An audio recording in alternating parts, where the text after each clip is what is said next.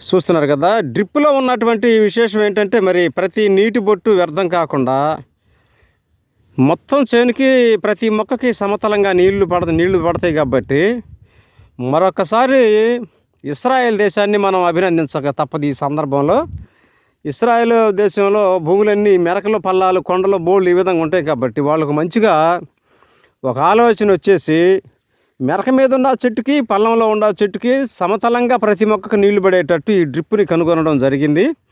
ప్రస్తుతానికి ఈ డ్రిప్పులో ఉన్నటువంటి మన ప్రాంతంలో పైపులు ఫినోలెక్స్ వాడుతున్నారు. కొంత మెటీరియల్ ఈ జైని వాడుతున్నారు. ఏదేమైనప్పటికీ ఇస్రాయేల్ దేశాన్ని మనం కూడా ఆదర్శంగా తీసుకోవాలి.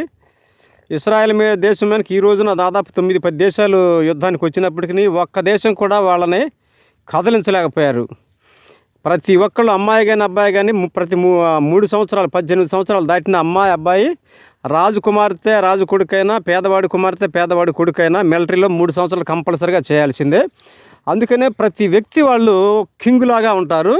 అందుకే ఆ దేశం అగ్రస్థానంలో ఉంది. చూడటానికి మన హైదరాబాద్ అంత ఉంటుంది, ఆ దేశం మొత్తం కూడా ప్రపంచ దేశాలకు ఆదర్శంగా ఉంది. కాబట్టి ఒక మంచి శక్తివంతమైన దేశంగా ఇవాళ ప్రపంచంలో ఉంది ఆ ఇస్రాయేల్ దేశం. ఈ డ్రిప్ ఇరిగేషన్లో వాళ్ళని మరొకసారి అభినందిస్తూ, మనం కూడా వారి వల్ల ఎదగాలని మనసారా కోరుకుంటూ, మరి ఇట్లు మీ విశ్వనాథుడు శ్రీనివాస్ ఉంటా. మరి ధన్యవాదాలు.